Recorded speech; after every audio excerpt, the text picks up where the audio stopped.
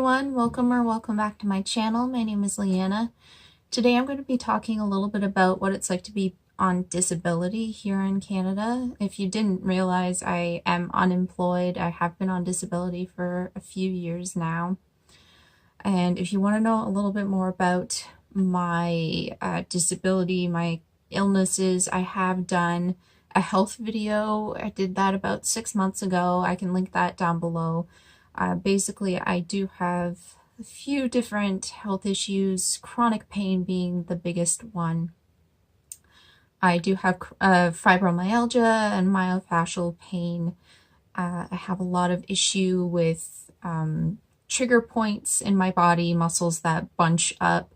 I have muscles that pull my joints into very funky positions, joints that become compressed. I have a scoliosis, and that again contributes to my joints being pulled into strange positions, and just generally not very comfortable a lot of the time. And, a lot of fatigue, generally feeling quite ill, and not able to work at the moment. So it's been like this for a very long time, and I discussed that more in detail in that other video.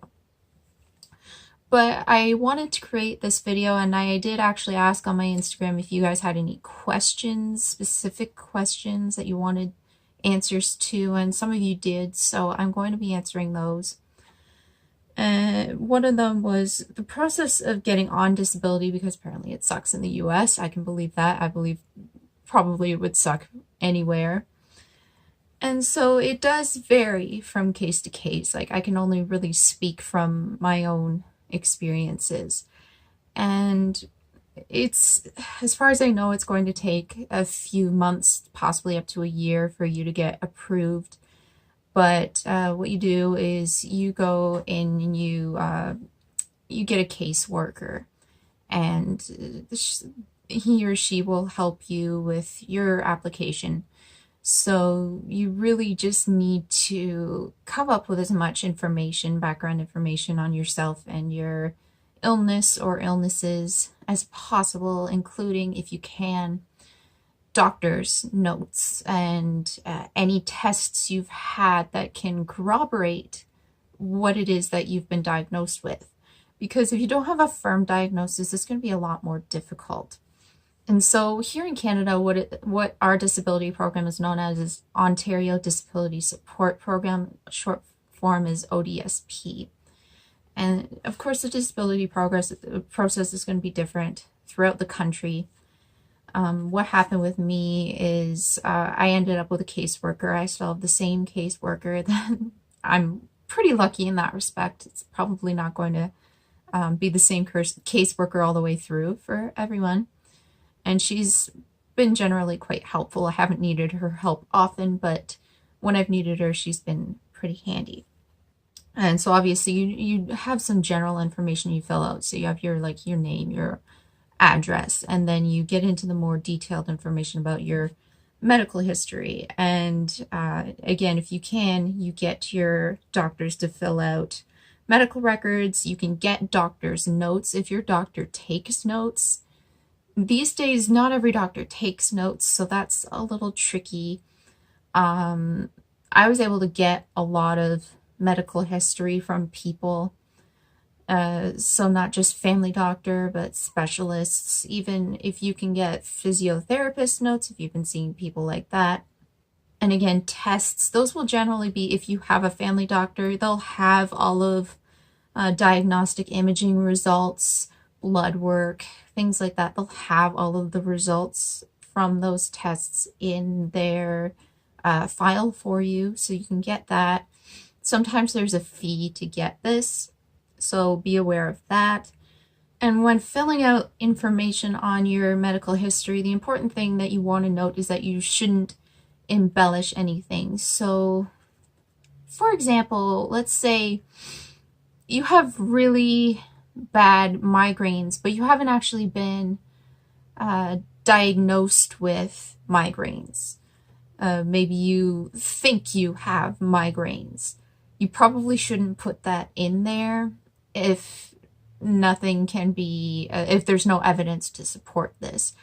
For me, for example, I've always suffered from really bad menstrual cramps and prolonged bleeding. This is why I ended up on birth control at such a young age. There are medical terms for this. I could put those in there when applying for disability. I shouldn't put those in there because those are not firm diagnoses. Those are just, that's just kind of like hearsay based on what my body goes through.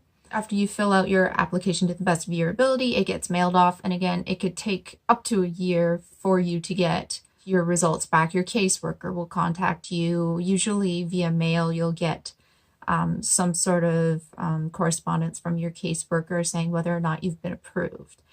And at that point, if you haven't been approved, then you have 30 days from that point to appeal. And this process could then go on for a very long time. The next question was how I got on disability. How do they treat a person applying for disability? Do you have to jump through hoops, or are they generally quite fair? So now we're getting to my story of how I got on disability, and I believe I applied in 2012 or 2013. I can't remember which. And I didn't hear for quite some time whether or not I'd been approved or not. So it was a little bit of a waiting game. And then when I finally did get some correspondence in the mail, I found out that I had not been approved. And so at that point, I did have to appeal. And several months later, once again, I found out that I had been denied again, at which point my family and I had to hire a lawyer. Yeah, once you've been denied a few times, you have to go through an appeal hearing. So they appoint a representative, and they appoint a representative to hear your case. This person isn't the one who makes the decision. However, they will take all the information and relay it back to headquarters for ODSP, and there will be an internal review of your case, at which point, a few weeks later, finally there will be a firm yes or no. And from there, if it's again a no, that's pretty much it. You would have to start the application process over again. So when I hired the lawyer, he sat me down in his office and he asked me a bunch of different questions. Basically, it was like a mock-up of what I would be going through in the appeal hearing. And again, he told me, like, don't embellish anything, just tell me your medical history, start to present, what your doctors have diagnosed you with, what you've been through, what you're currently going through. And he said, afterwards, he said, okay, like, I can't see any reason why they would turn you away at this point. And finally, I was approved. And at that point, it had probably been over a year, probably closer to 2 years from the initial application. So it was a very long process, and it felt really unnecessary at that point, like to have to hire a lawyer and everything. It did feel like jumping through hoops, because I had so many doctors backing up what I was saying. I had been sick since I was 9 years old, and I had several different people corroborating this, but it didn't seem like it was enough for them. So that was a little bit like, almost like they were saying, no, we don't believe you're sick. So that was irritating, and it was very hard for me because I was sicker than what I am now, and it was very difficult for me to have to go through all that. So at that point, once you are finally approved, which I was, you get back paid. You get payments all the way back to the date that you initially apply and they receive your application. So for me, that was a lot of money. I don't know the exact number off the top of my head, but it was probably close to $10,000. We are not allowed to keep that much money all at one time. So I had to give this money to my parents, which I was going to do this anyway because they had been paying for very expensive medication at that time. So I was paying this money to my parents, and but I had to provide proof of that to ODSP, because if they think that you've kept that large sum of money, then I would have been immediately disqualified by ODSP. I would have just gotten my ODSP approved and then immediately rescinded for having that large amount of money in my account. So I had to go to my caseworker and give her basically a transaction history. That's how closely they monitor you, because if you have more than $5,000, I think they have increased that very recently, but at that point, if you have more than $5,000 in your bank account, you no longer qualify for ODSP. So I provided proof of that, and things went smoothly after that. So currently, we are paid $890 Canadian per month. Now, at that time, it was less than that. It has been slowly, very slowly increasing, usually by a few dollars every few months, maybe twice to 3 times a year. It increases by a few dollars. So it's around $890 right now. The majority of that is called room and board. And I pay $550 of that to my parents every month. That's basically for for them putting up with me. I get to live under their roof. They pay for my groceries, and they do help with some of my medical expenses. The rest of my medical expenses I pay for myself. Things like makeup, I pay for myself. For the most part, I am self-sufficient. It's just that chunk of money goes to them for all other costs. $125 of that sum each month goes into what's called a registered disability savings plan. This is for people who are on ODSP. They are allowed to have a savings account, and you can set this up at your bank, and you have to let ODSP know about this too, because if they think you're squirreling money away somewhere, then that's not good.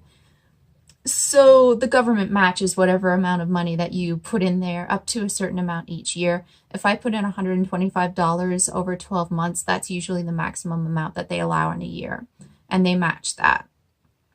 However, if I were to touch that money now, if I were to touch that before the age of like 40, I think, they would take back all of the matched donations into that account, and I would be left with very little. So I have to be very careful. I can't touch that money until I'm much older.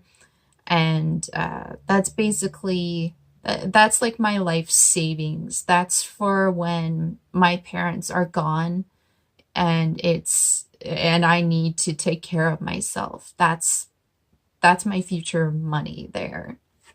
So the amount of room and board goes up or down depending on your living situation, but whether or not you have dependents.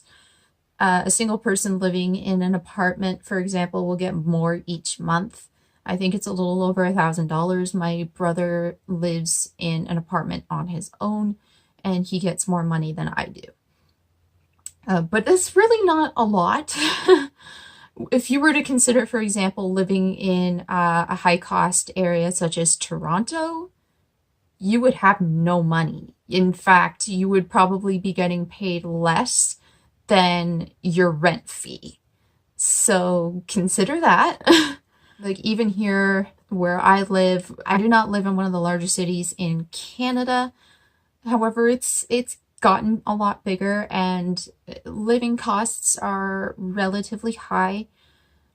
You probably can't find an apartment under $700. If you get paid $1,000 or roughly that each month, and $700 of that is going to your rent, and probably additional fees going to your utilities, groceries, you really don't have anything left. So your best bet is to not live on your own. You're going to need roommates. And also on the flip side of this, ODSP takes money away from you if you have no room and board, or otherwise if you're homeless. So this would leave you with $489 less per month. So people living out on the streets who are on ODSP, the people who would need that money the most, are the ones who aren't getting it at all. And if you try to get a job, which ODSP encourages you to do, they claw back earnings every step of the way, because they only allow you to have a certain amount in your bank account, and they only allow you to earn a certain amount. That's roughly $200, although again, I think they are changing that, but it's not by much. So you are only allowed to keep the first $200, and then 50% after that goes back to ODSP. Additionally, many disabilities are not treated as severe enough to be qualified for ODSP in the first place. If your disability is not constant, this is even including things such as seizures or HIV and AIDS, you won't even get disability support. Basically, ODSP is telling people, no, you're not disabled enough. Next question was, what's the approval process like and time frame from application to receipt of first check? So again, the approval process depends on how backlogged they are, but it often takes 6 months to a year, and then at that point you receive payment backdated to the initial application. Is check received first of each month or bi-monthly? We receive our pay stubs towards the end of the month, and then the payment is put into our accounts on the last Friday of the month. Except for the holidays or Christmas time, it's the Friday prior to Christmas. Is there a stigma around being on disability in Canada? I think that there's probably a stigma around being disabled or on disability no matter where you live. The biggest thing is that I think people just assume that you're lazy, which isn't true. Many people on disability do work, or they're looking for work. And even if you can't work a typical job, it doesn't mean you're just sleeping all day and doing nothing. Myself, I have been working on a jewelry website. I do YouTube. A lot of my time is spent on my hobbies, which takes up a lot of energy. I consider it work. There are a lot of ways to work without having a job, and disabled people are not lazy. But that's the way we're viewed. Even if you look at the comments in some of the links that I'll have in my description box, they're very disheartening, because they're like, well, why should our tax dollars go to people who just want handouts? Oh God, it pisses me off. Nobody chooses to be disabled, so fuck you. We're not looking for money because we want a handout. We need the money to survive, and we're barely getting enough for that. If you consider all of the things we discussed up till that point, you'll see that it's not even a handout, because it's barely enough to cover basic living essentials. So there are way better ways to scam the government than asking for disability. The fact that so few people even get on disability because legitimately disabled people are being turned away. We're not scammers. We're not lazy. And these assumptions don't just come from fellow ableist citizens. They come from doctors, and they come from the government itself, which is even more frustrating. I remember when I was looking through doctor's notes that I received for my disability application, one of them was from one of the pain specialists I was seeing at the time, the one who put me on all of this medication that I was on back then, including 2 types of fentanyl, which is negligence. And she told me in person, like, all of these different things, and then turned around behind her back and was writing in her notes that I was malingering. Why would you prescribe narcotics, including fentanyl, to somebody that you believe is malingering? Malingering means that they are exaggerating and lazy. They are exaggerating to get out of work and to get out of life, and you prescribe them opiates. So if that doctor really believed that, why the fuck was she doing that to me? She fucked up my body for years, possibly for life. And yet she thought I was malingering? And I firmly believe that was one of the reasons why I did not get approved for disability the first 2 times. Because a doctor was saying that about me. Because disability workers at ODSP will say, oh, well, if a doctor says that, then it must be true. This person's faking it. And she has apparently a degree in addiction studies, too. But she's prescribing fentanyl to people. And then there's the government itself. So think for a minute about this. We are receiving 40% under the low-income measure poverty line currently. And we make roughly the same amount as the 2004 minimum wage in Ontario. That is 15 years ago. What's wrong with this picture? Because the government sees us as less than. It's as simple as that. Because we're seen as scammers and lazy bums who don't deserve another dime. And even when we prove that this is not true and we try to get a job, even though people don't want to hire able-bodied people, much less disabled people, they take 50% of the earnings that we make.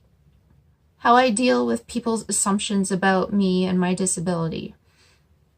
So I've been, like I said, I've been sick since I was a kid. I've been sick since I was 9 years old. And I've always been dealing with certain people thinking that I was either exaggerating it or that I was faking it. Not everyone, just a few people. And those few people just really piss me off because it's like obviously just not true. And there are days when I don't look sick. That's the thing with living with a disability that is sometimes invisible. If you don't look sick, if you look healthy, then people are just naturally going to assume that you should be doing more than what you are. So if you start talking about, well, how are you and what have you been doing? Well, I've just been doing, this at home. And, well, why don't you have a job? You look perfectly healthy. I know I look fine today, but generally I really don't feel well, and you have to explain that to people over and over and over why you can't work because you look perfectly healthy. Or let's say sometimes I have to use the disabled parking spot, and I have caught people looking at myself and my mom a little weird because I don't always have my walker or my cane with me. But I still have to park closer because maybe my head's feeling very, very weird or my hip is hurting too much for me to walk farther. When I was in high school, I had to use the elevator instead of the stairs, and they have to give you a pass for that. Even though I had a pass, I would get asked every single day by somebody or another, why are you using the elevator? It was like in a really hostile tone too, like just from people who assume that you're healthy when you're not and that you should be doing more. I'm doing the best I can. I've even read comments from people that I know making assumptions about their neighbors on disability, saying like, well, I saw them just standing there watching as somebody else shoveled their driveway for them, and they look fine. Why aren't they doing it themselves? You don't know that they're fine. Like, so just, can we all just stop making assumptions? If you don't know the person, you don't know what they're experiencing inside their body every day, whether it's mentally, whether it's physically, whether it's both. So please just treat them kindly, because you have no idea, and your assumptions can hurt them. How I manage having a chronic illness or illnesses and a YouTube channel. And I'm not gonna lie, it's a little hard, because just like sitting here right now, if I sit up for a long time, my hip starts to hurt. It's something about sitting in the same position for a really long time just puts the joint in a really uncomfortable position in the socket. And it just takes a lot of energy, really, to be in front of the camera, sitting up in front of a bright light. It puts a lot of strain on me. So that's generally why I can only do 2 videos a week. I see people uploading like at least 5 videos a week, and I'll never be able to do that. Like, I know that I won't, because filming puts a lot of stress on me, and even editing takes a really long time for me, because I have to break it up to avoid a migraine. If I'm having a really bad day, I may not want to edit at all. When some people say that editing takes them hours, and then you'll have random commenters just say like, oh, I don't believe that. Editing takes a long time. You'd be surprised. Unless the video is really short and it's not super intensive in terms of what you need to do, it does take hours. The more intricate things, like, because you have to watch the video as you're going to know where you have to place your edits. And then you have to sometimes recut a scene over and over and add certain layers of text or photos in, and it takes a lot of time. I try to stay ahead of my schedule as much as possible, just because I know that there are days when I'm not going to be able to film, and I'm not going to be able to edit. So I try to, if I can, film at least 2 videos at once. Sometimes that's just not possible, and I can't do that. But I try to have my videos all done, have the next week ready to go. That hasn't been happening as much lately, but I'm trying to do that because, yeah, if something happens and I feel sick, at least the videos are there and they're already uploaded and I don't have to worry.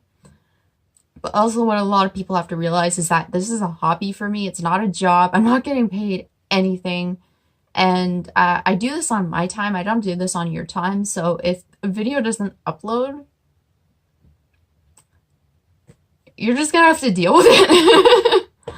Like when I had a live stream scheduled the other day and it was a few minutes late, it's like, people are just gonna have to deal with it. I said it was at 2 o'clock, but it was on my time, so. And I found also that I didn't get around to doing a lot of other things last year that I wanted to do, like my website. I didn't get a chance to do that.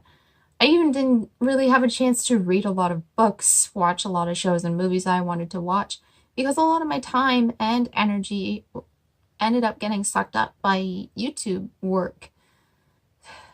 So, like, as much as I say it's not a job, it's work. It's hard work for somebody like me. So, I do need to manage my time a little bit better so that I'm not fatiguing myself. And I may have to just not schedule videos and just post them whenever I can. If that happens, you know, it happens. But I want to be able to do more than just YouTube as well. I love YouTube and I'm not going to stop doing it at all. But I would like to do other things other than just film and edit, which takes a lot of time and energy, as we've already been over several times.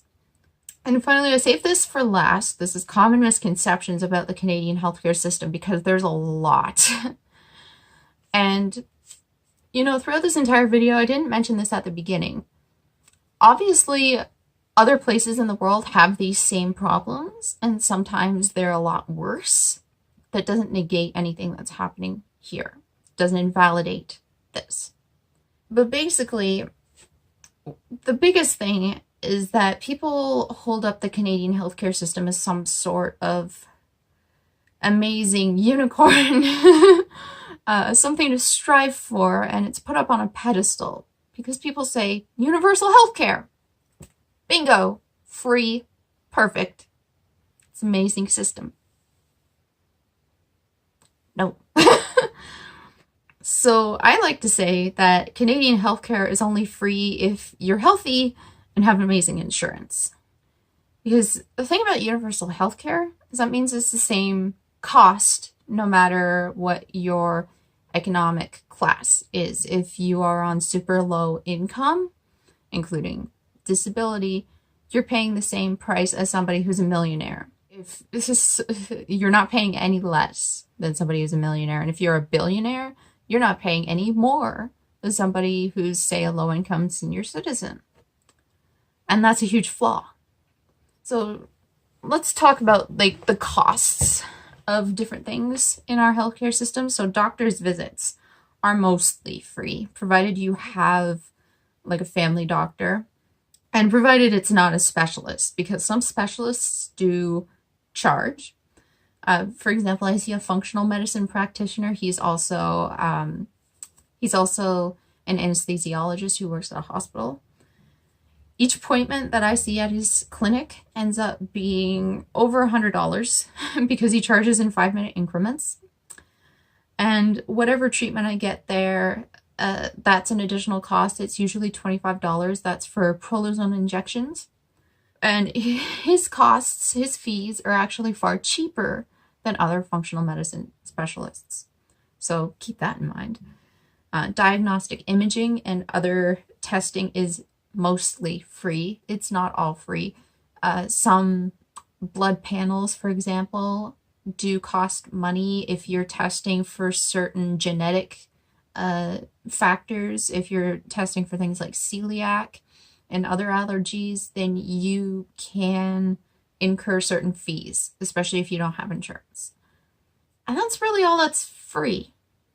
You have to pay to go to the dentist, although this is thankfully covered under ODSP for the most part. We're allowed quarterly cleanings under our current plan, and fillings and x-rays are covered, although not, I don't think the 3D x-rays are. They have new x-rays, and I don't think they cover those. But if you need work in between those scheduled cleanings, you have to pay. If you need any sort of work that isn't a filling, so if you needed a root canal, you have to pay. If you need braces, you have to pay. If you need a mouth guard, you have to pay. Anything considered like cosmetics, so like braces, yeah. But like crowns, I actually have some crowns on my top teeth. I don't know if you've ever noticed. My grandmother paid for these back in 2010 or 2011 because my teeth were messed up. I do not personally consider this a fully cosmetic thing. My teeth were messed up. They were chipping constantly. They had just horrible decalcification marks all over them. In fact, I do have signs of that on the bottom teeth, but it's mostly near the gums. And this is helped with quarterly cleanings. If they didn't have me scheduled that frequently, it would probably be a lot worse. And it's through no fault of my own. I take very good care of my teeth. That's why I haven't had a filling in over 10 years. But yeah, my top teeth, they were very messed up, and it was recommended that I got crowns. My previous dentist wouldn't even do them. And then I got a new dentist and they said, no, yeah, no, we can do them. Very, very expensive. It's close to $1,000 per tooth. Obviously not something I would ever be able to afford. My grandmother could. And she paid for it for me. And honestly, I would never smile with my mouth open until I got crowns. I don't even know what my teeth would look like today if not for my Nana. Like, it would probably be pretty bad. Like, my teeth would probably still be chipping. Optometry is not free. On disability, we're allowed one visit every 2 years. Because fuck eyesight, right? Who needs eyesight? Many of us need to see our doctors more frequently than that. Many of us do have eye problems. Eye problems run in my family, actually. So I'm screwed if I have a problem and I need to go more frequently than that. In fact, I probably should be going more frequently than that. And yeah, it's not cheap. It can be anywhere from $60 and up. That's not including contact lens tests. That's not including any other tests, including I get dilation every time I go because they do have to test my retinas. They have to test me for like retinal detachment. They're keeping a very close eye on me because there's macular degeneration and glaucoma in my family. And I ran into a lot of eyesight troubles when I was a kid. My eyes just went downhill so fast. They need to make sure that there's nothing wrong with my eyes. So I have to pay for necessary testing every time I go. We're also allowed new glasses every 5 years, and ODSP will help cover the cost. Approximately $30 worth, I think it was, when I got these ones last year. And glasses aren't cheap. They cost a few $100s. So they don't want you to have anything new and stylish. They will help cover more of the cost if you choose something that's like from the 80s with the really thick frames. That's the other thing, is that they won't help cover the cost of the thinner frames. They want you to have the Coke bottle frames. They'll help with those. It won't help with the frames I have here. Ambulance rides, not free. They may help you cover the cost. Like if you tell them what your financial situation is, they may waive it. But in Ontario, they are a minimum of $45. They do go up to $240 if the hospital deems it medically unnecessary. In other parts of Canada, it goes up to $500, sometimes more. People are avoiding taking an ambulance now because their financial situation will not allow them to pay for an ambulance. This means that even if it's unsafe for somebody to be driving themselves or asking somebody else to drive for them, they could be put at huge risk, you know? If they're having a heart attack and they're driving themselves to the hospital because they don't want to get that ambulance fee, somebody could be dying. They've already seen an increase in certain accidents because people are avoiding calling ambulances with these fees. Additionally, inpatient hospital stays are not free. And they often come at a cost of between $200 and $300 per day if you are insured by OHIP. That's our provincial hospital coverage. But they are more if you are uninsured, and much, much more if you are a non-resident who is uninsured. When my Nana broke her hip, she was in the hospital for about 11 days. This means that there was a hospital bill that was covered because of her private insurance. But there were additional costs for extra care in her retirement home, including physiotherapy, which was not covered. She had to pay for that herself. She had extra costs for a walker. And so speaking of physical therapy, this is another rather expensive thing that the government does not help you pay for unless you have insurance. If you have ODSP, they will cover a certain amount, I think it's 6 sessions at certain facilities. And usually those facilities have a wait list of 2 years. If you need physical therapy now, you're going to end up paying for it because chances are you need more than 6 sessions and you need it now. You don't need it 2 years from now, you need it now. So this and massage therapy usually costs around the same price. I go to a place where the physical therapy costs $55 per session and massage therapy for a half hour costs $62.50. This means I'm paying over $100 per month in supplementary therapy fees. And if you go way more frequently than I do, as a lot of people do, especially if you are post-rehab, it could be, like up to $500 a month. That's a lot of money. Assistive and mobility devices, not free. These are things such as walkers, wheelchairs, hearing aids, visual aids, prosthetic devices, and more. Again, the cost is lower or null if you have insurance. ODSP may cover minimal cost, very minimal. It's also not ODSP themselves that actually pays for this. It is the Assistive Devices Program, which is an affiliate program. They require evidence to support that you need this device. This means that you have to have an assessment. The assessment usually comes with a fee. Again, they do not cover the fee, and the fee can be up to $500. So you can ask ODSP if they will cover it. I'm not sure if they will. The Assistive Devices Program actually has its own list of allowed devices. I don't think they have that published online.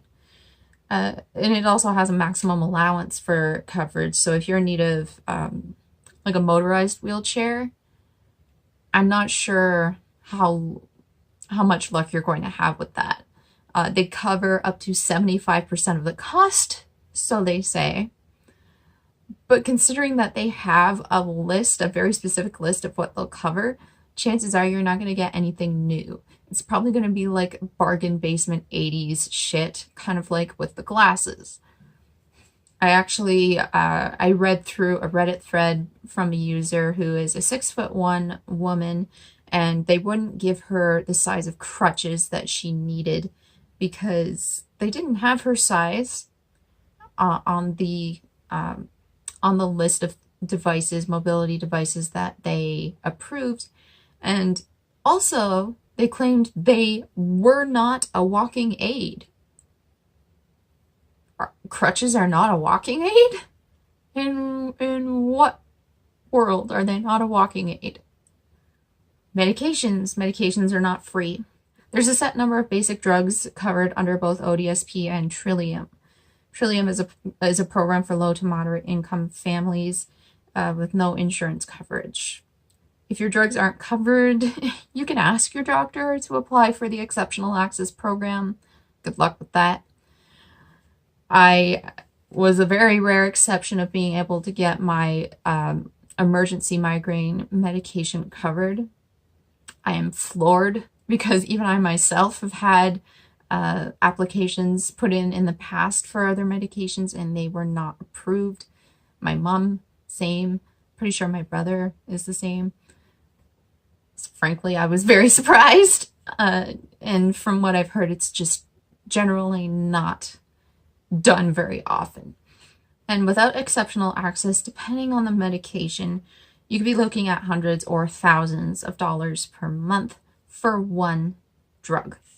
Life-saving medications are usually not covered. And those are the ones that usually cost the most. So a diabetic needing insulin on disability, not covered. Cancer medication, not covered. HIV and AIDS medications, not covered. If you'll recall in my health story, and even just now when I was mentioning fentanyl, there's a drug called Abstral. I know my mom's probably like, why are you talking about this? So it is used primarily as an end-of-life drug. This is why I'm still like wrapping my head around the fact that a doctor thought it was okay to put me, who was like 22 at the time, on this medication. A few different kinds of it too. So that ended up being probably about $1,000 a month. Not from me. I can't pay that. My parents, and again, that's money that they probably didn't even have either, but they were paying for it somehow. And so you can imagine that if a cancer patient or anybody with like really severe end of life pain was put on a medication like that, where are they getting the money? Especially if they are on disability, where's the money coming from? They can't afford that. So they're just going to die in pain. This is how people end up self-medicating, end up in the streets, or dead. Many people have no family doctor. Family doctors are free, but many people don't have them because there's a shortage of them. They've become increasingly hard to find, and they've stopped taking patients, much like psychiatric doctors, whose waiting lists can be a few years long. And the ones who do take patients often charge a few $100s per visit. And again, if you're on ODSP, you can't afford that. If you have private insurance, you could. On ODSP, if you have severe depression, you can't afford that. What are you going to do? Pain specialists and other specialists are rapidly disappearing. Some of them have a wait time of up to 2 years if you can find one at all. And again, this is why people end up self-medicating on the streets and dead. My city has the second highest rate of fentanyl abuse and overdose in the country. And when you put all of these factors together, I'm not really surprised. Racial bias. Like, if we're going to talk about all of this, we have to talk about racial bias. There is extreme racial bias in our medical system, as there is in other countries as well, especially towards Indigenous people. I mean, if you know anything about Canada, you'll know that we have a horrible history of contributing to the oppression, the abuse, and the neglect of Indigenous people. It's not past, it's present and current and ongoing. There are provinces here and now where Indigenous women, new mothers, are having their newborn babies held hostage, and they refuse to let the mothers see them until they get sterilized. And if you were to ask a number of people here in Canada about this, if they knew it was happening, they would say, no, I don't know this is happening. Or they would refer to it as being in the past, not present. People are trying to put into place different programs for Indigenous welfare and unconscious racial biases, sensitivity training in the hospital system, because Black, Indigenous people of color are being treated unfairly in our healthcare system. People are suffering at the hands of these doctors who have these dangerous unconscious biases, because it can happen without you even realizing that you're discriminating against somebody. You're discriminating against somebody. If you read any of the articles listed below, you'll find that Black, Indigenous people of color who go to the ER are treated differently. They're less likely to be given painkillers. They're more likely to be assumed drug addicts. In 2017, Mount Sinai conducted a symposium and released the Black Experiences in Healthcare. You can download a PDF from one of the links down below, and it identifies many of the systemic issues in Ontario alone that we have to work on. And you can imagine, too, with all of the immigrants that we've been bringing into Canada, say from Syria and other places, a lot of these people don't speak English, or they may not speak it very well.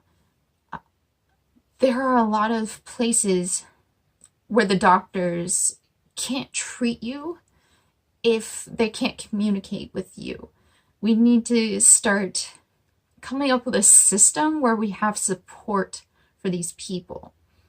People who are living in lower income areas, who don't have family doctors, who aren't treated fairly at emergency rooms and hospitals, period.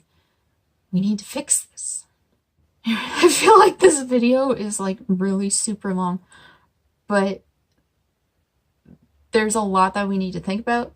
And again, this doesn't mean that there are any fewer issues in other countries, but this doesn't negate the fact that this is happening here, and I wanted to talk about Canada specifically.